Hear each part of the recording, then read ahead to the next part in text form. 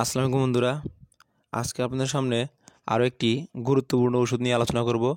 আজকে আলোচনার বিষয়বস্তু হলো হিস্টাসিন 4mg ট্যাবলেট।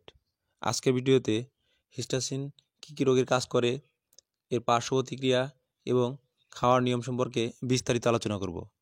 তো ভিডিওটি ধৈর্য নিয়ে মনোযোগ সহকারে শেষ পর্যন্ত দেখতে থাকুন। হিস্টাসিন ট্যাবলেট সাধারণত ক্লোরফেনারামিন মিলেট গ্রুপের একটি ওষুধ। এটি জেসন ফার্মাসিউটিক্যালস লিমিটেডের একটি পণ্য। হিস্টাসিন একটি অ্যান্টিহিস্টামিন জাতীয় ওষুধ যা পাকস্থলী এবং অন্ত্র থেকে দ্রুত রক্তে প্রবেশ করে। যকৃতে রাসায়নিক পরিবর্তন হয়ে প্রস্রাবের সাথে বেরিয়ে যায়। হিস্টাসিন ট্যাবলেট কী কী কাজ করে বা এর নির্দেশনা। হিস্টাসিন সাধারণত নাক মুখ দিয়ে পানি ঝরা, নাকের প্রদাহ, চোখ চুলকানো, চোখ মুখ লাল হয়ে প্রদাহ সৃষ্টি হওয়া, খুসখুসে কাশি, শুকনো কাশি, বুকে কফ আটকে থাকা, অতিমাত্রায় কাশি, স্কিনে অতিমাত্রায় চুলকানি, একজিমা ইত্যাদিতে হিস্টাসিন একটি কার্যকরী ওষুধ। এছাড়াও কিছু খাওয়া বা ছোঁয়ায় শরীরে চাকা চাকা দাগ দেখা দিলে বা আর্টিকারিয়া হলে হিস্টাসিন অনেক ভালো কাজ করে।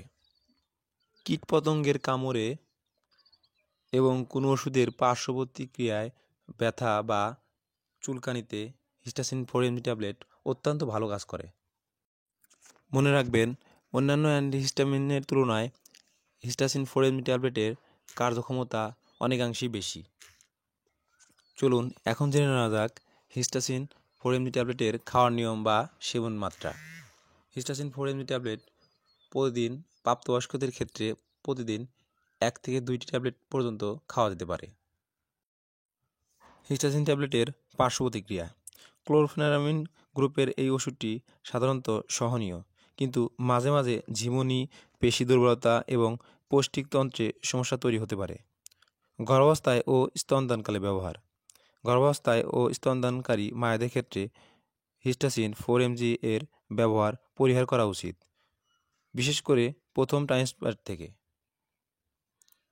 মাত্রাধিক্যতা বা ওষুধের মাত্রা বেশি হয়ে গেলে সেক্ষেত্রে অতিমাত্রায় সেবনে সিএনএস ডিপ্রেশন, অনিদ্রা, হ্যালুসিনেশন, কাঁপুনি, খিঁচুনি, কানে ভোঁ ভোঁ শব্দ, ঝাপসা দৃষ্টি, নিম্ন রক্তচাপ, উত্তেজনা এবং অ্যাট্রোপিন এর লক্ষণসমূহ যেমন মুখ ও জিহ্বা শুকিয়ে যাওয়া, চোখের মণি বড় হয়ে যাওয়া, অতিরিক্ত গরম অনুভব হওয়া ইত্যাদি হতে পারে। সতর্কতা: যাদের গ্লুকোমা এবং প্রোস্টেটিক হাইপারট্রফি রয়েছে তাদের ক্ষেত্রে ক্লোরফেনারামিন ব্যবহারের সতর্কতা রয়েছে। ক্লোরফেনারামিন এর চিকিৎসা চলাকালে গাড়ি চালানো এবং যন্ত্রপাতি পরিচালনার ক্ষেত্রে অবশ্যই সাবধানতা অবলম্বন করতে হবে। এতক্ষণ আমাদের সাথে থাকার জন্য অসংখ্য ধন্যবাদ। নিত্য নতুন যে কোনো ধরনের ওষুধের বিস্তারিত জানতে আমাদের চ্যানেলের সাথে থাকুন। ভিডিওটি ভালো লাগলে অবশ্যই লাইক, কমেন্ট করবেন এবং চ্যানেলটি সাবস্ক্রাইব করবেন। ধন্যবাদ।